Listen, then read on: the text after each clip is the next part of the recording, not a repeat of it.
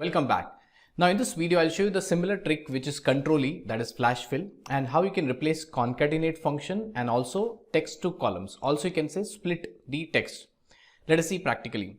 So if I have this two texts, in one column the first name, second column the last name, and I want to concatenate or combine these two cells into one, we use a function concatenate.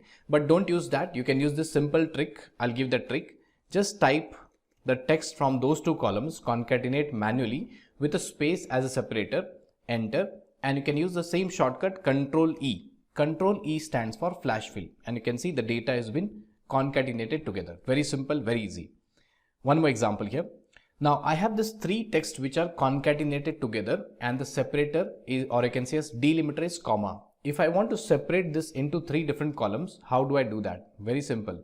So you can just type here the first name, enter, and same shortcut Ctrl E. So Ctrl E, E stands for elephant, and you can see the text has been separated.